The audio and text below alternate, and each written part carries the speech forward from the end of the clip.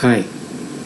In this session, we discuss about a cyclotomic field, cyclotomic polynomial, and some properties of cyclotomic polynomial. Cyclotomic polynomials are important type of polynomial that appears frequently throughout algebra. They are of particular importance because for any positive integer n, the irreducible factor of x raised to n minus 1 over q are cyclotomic polynomials. In fact, over integer also cyclotomic polynomial. Also, the minimal polynomial of nth root of unity over the rational is also a cyclotomic polynomial. Cyclotomic polynomial play a role in the proof of a regular n-gon is constructible with straight edge and compass. So for defining the cyclotomic polynomial, we need to consider the polynomial h raised to n minus 1 over q. The roots of this polynomial are called nth root of unity. And these nth root of unities are complex numbers. So over C, the n distinct roots of this polynomial is given by e raised to 2 pi ki over n. That is same as cos of 2 pi k over n plus I sin 2 pi k over n, where k is running between 0 and n minus 1. Geometrically, these points are given by n equally spaced points starting with the point 1, 0. And this is a unit circle in the complex plane. For example, this figure shows the 7th root of unity. The points, the dark dotted, black dotted points, these are the 7th root of unity. Begin with 1, 0, the point 1, 0. This is when k is equal to 0. When k is equal to 1, you will get this point, k is equal to 2, k is equal to 3, k is equal to 4, k is equal to 5, and k is equal to 6. These are the 7 points on the unit circle, and they are precisely the 7th root of unity. So because e raised to 2 pi ki over n are the roots of the h raised to n minus 1 in C, so over C we can factor h raised to n minus 1 as product of x minus e raised to 2 pi ki over n. One of the factor of h raised to n minus 1 is always h minus 1. But when n is even, h minus 1 and h plus 1 are the factors of h raised to n minus 1. The remaining factors can be combined in pairs, and we can write it as h minus e raised to 2 pi ki over n into h minus e raised to minus 2 pi ki over n, which is same as h square minus 2h cos 2 pi k over n plus 1. This factorization. This can be a factorization of h raised to n minus 1 as a linear and quadratic real factors, because the coefficients of these factors are real numbers.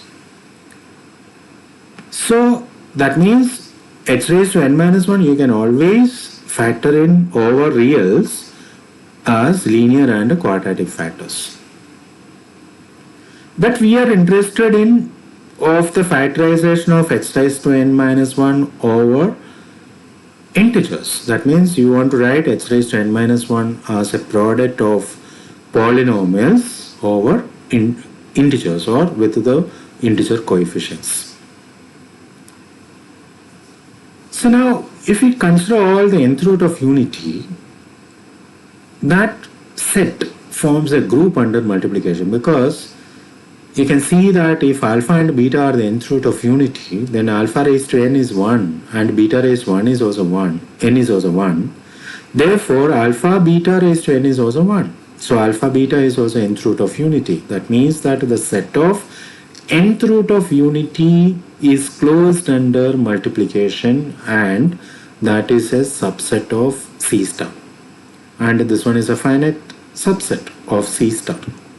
Therefore, it forms a group under multiplication.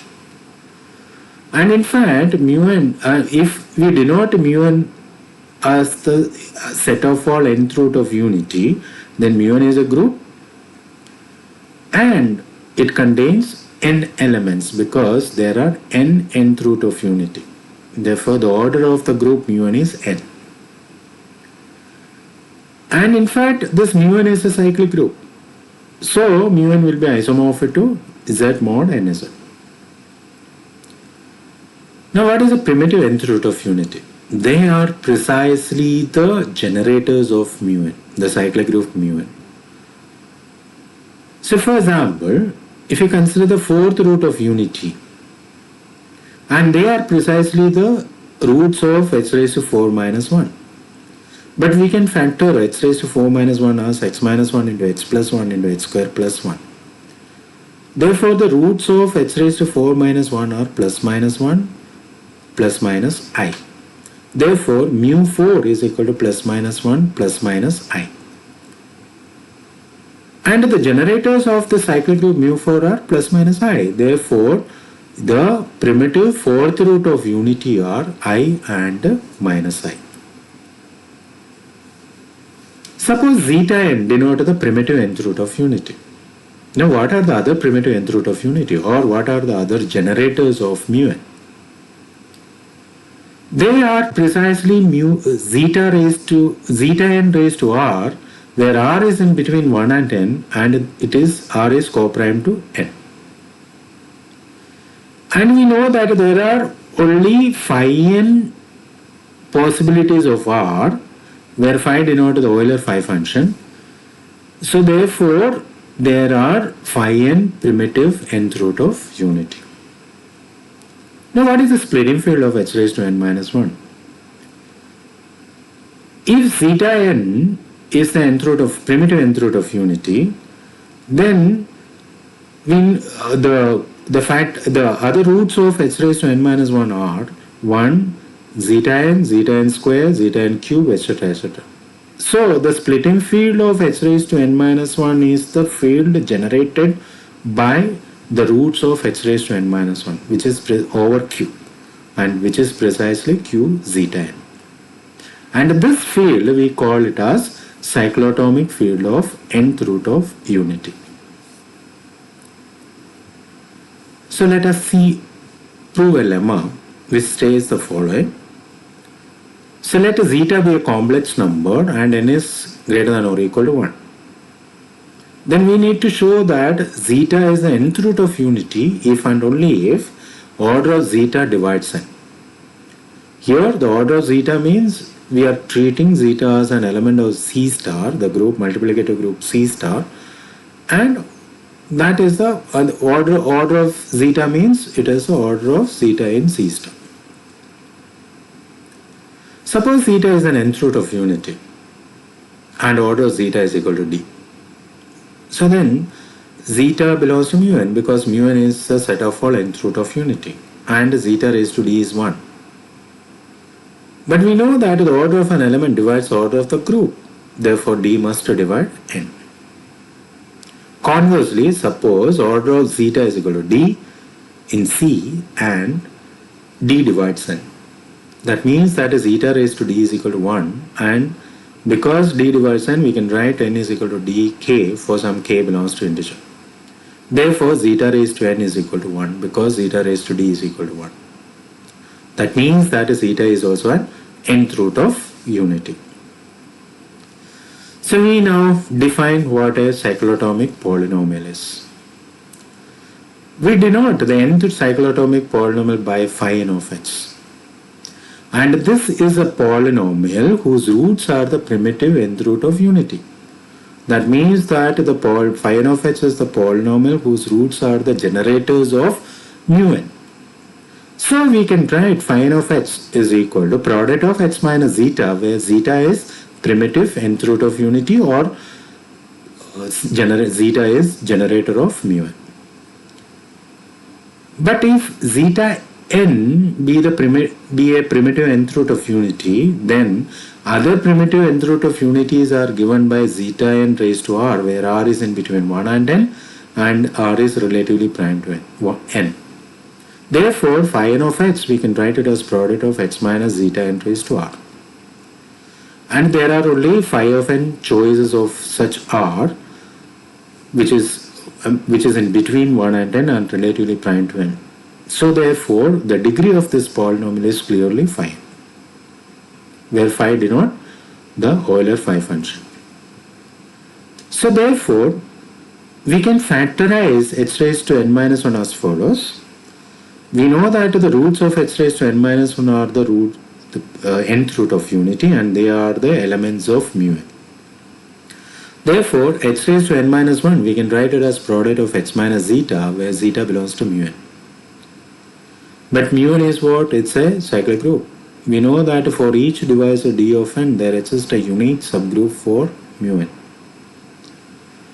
Therefore, we can categorize the elements of mu n are primitive 1th root of unity, primitive 2th root of unity, etc., or primitive dth root of unity, where for each divisor d of n. So we can write h raised to n minus 1 as product of primitive h minus zeta, where zeta is a primitive dth root of unity for each divisor d of n. Or we can write h raised to n minus 1 is equal to product of phi d of h for each divisor d of n.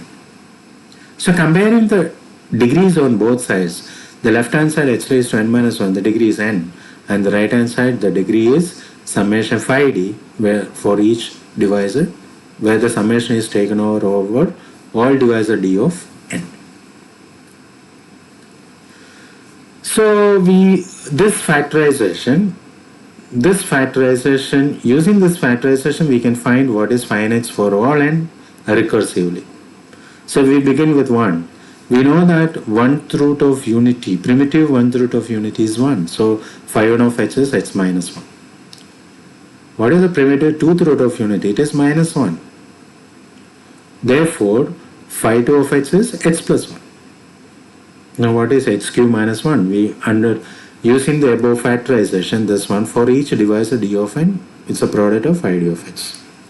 So you can write h cube minus 1 is equal to phi 1 of h into phi 3 of h, because 1 and 3 are the divisors of 3. But we know what is phi 1 of h. It is h minus 1. So you can write h cube minus 1 is equal to h minus 1 into phi 3 of h.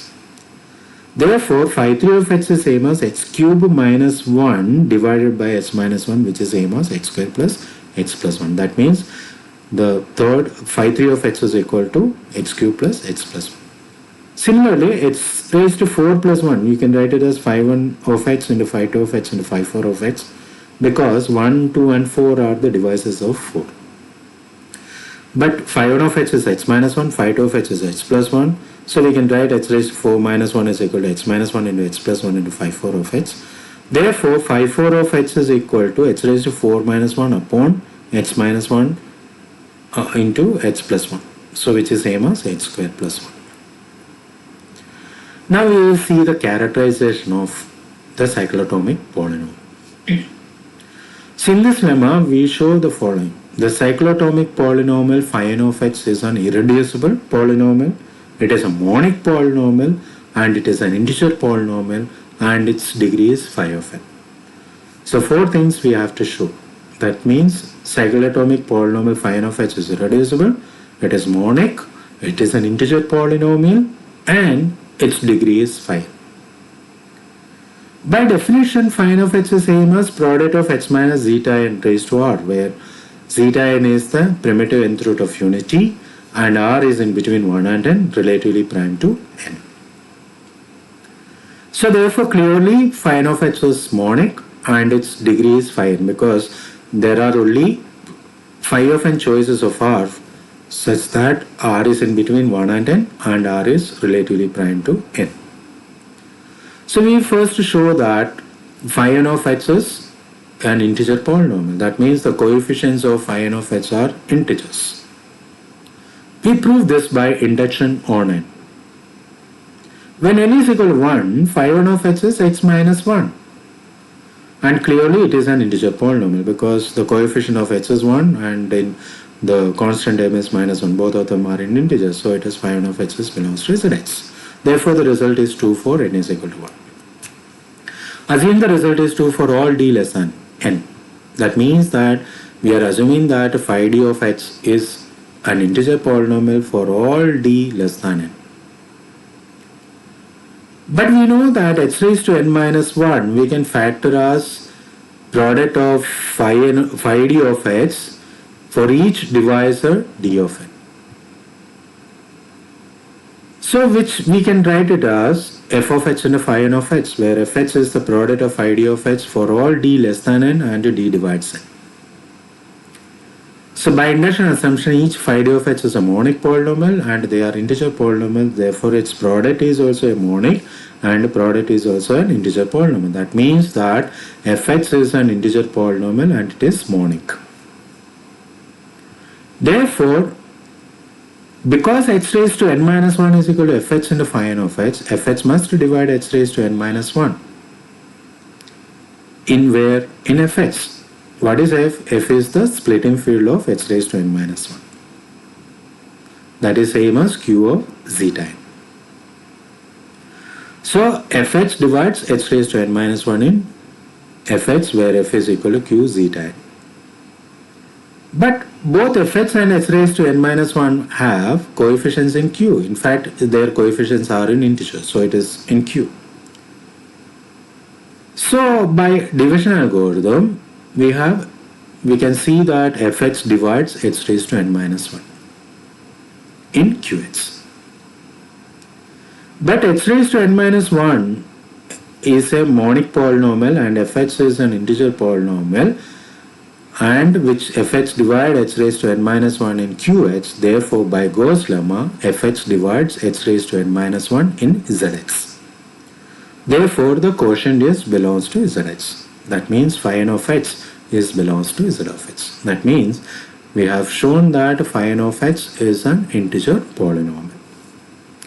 We now show that phi n of h is irreducible over z. Suppose it is reducible. So we can write phi n of h as a product of fh and g of h, where the degree of fh and g of h are smaller than phi n of h, degree of phi n of h, and fh and gh are monic and they are integer polynomial. And we are also assuming that fh is an irreducible factor of phi n of h. And suppose zeta be a primitive nth root of unity and which is a root of fh. Because you know that phi n of h, all the roots are primitive nth root of unity. So some of the roots are roots of fh and some of the primitive nth root of unity are roots of g of h. So you choose one primitive nth root of unity and which is also a root of f of h. So because fh is irreducible, fh become the minimal polynomial of zeta over q. So let p be any prime which is co-prime to n, that means p does not divide n. Then we know that zeta raised to p is also a primitive nth root of unity. So because zeta raised to p is a primitive nth root of unity and all the roots of phi n of h are in primitive nth root of unity, which means that zeta raised to p is also a root of phi n of h. But phi n of h is equal to fx into gh. So zeta raised to p is a root of either fh or gh. So what will happen? Zeta raised to p is a root of g of h. So let us assume that zeta raised to p is a root of g of h. This means that g of zeta raised to p is equal to 0. That means that zeta is a root of g of h raised to p. And because fx is the minimal polynomial of zeta, fx must divide g of h raised to p in zh. So we can write g of h raised to p is equal to fh into hh for some hh belongs to zh. So if we go modular with p for each coefficients of the polynomial g of h raised to p is equal to fh into g of h, we get g bar of h raised to p is equal to f bar of h into h bar of h in fp of h, where bar denote modulo p. So but we know that g bar of h raised to p is same as g bar of h the whole raised to p, because using Frobenius map h goes to h raised to p over a field of characteristic p. So but g bar of h raised to p is same as f bar of h into h bar of h. So g bar of x the whole raised to p is equal to f bar of x into h bar of x. But we know that fp of x is a u of t. Therefore, f bar of x and g bar of x has a common factor in fp of x. But we know that phi n of x is x into gx. So if you go modulo with p, we get phi n bar of x is equal to f bar of x into g bar of x. So this means that because fx bar of x and g bar of x has a common factor in fp of x, we can say that phi n bar of x has a multiple root in fp of x.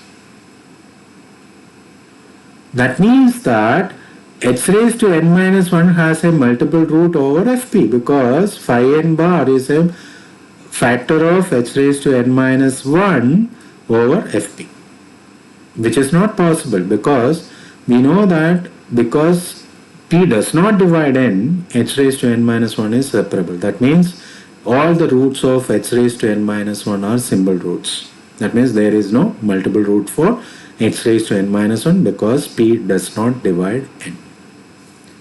So therefore we prove that zeta raised to p is a root of fx because zeta raised to p cannot be a root of g of x, but it is a root of phi n of x. And phi n of x is equal to fx into gx. So this implies that for every root zeta of fx, zeta raised to r is also a root of fx for every integer r which is relatively prime to n. So if we can write r is equal to p1, p2, etc. pk, which is a product of all primes not dividing n. That number we call it as r. Then r is relatively prime to n. Therefore zeta raised to r is also a root of f of x. This we can see because zeta raised to p1 is a root of fx. So by this argument we have got that if zeta is a root of f of x and zeta is a primitive nth root of unity, then if p does not divide n, zeta raised to p is a root of fx. So because zeta raised to p1 is a root of fx, we get zeta raised to p1 raised to p2 is also a root of fx and so on. This means that every primitive nth root of unity is a root of fx. That means all roots of phi n of x are the roots of fx. What does that mean? This means that fx is equal to phi n of x. But fx is what? It is irreducible. Therefore, phi n of x is also irreducible. Therefore, we have proved that phi n of x is irreducible, which is monic. It's an integer polynomial and it is a polynomial of degree phi n, where phi is Euler phi function. That's the end of the proof. So in the next session, we discuss about solvability by radicals. Thank you.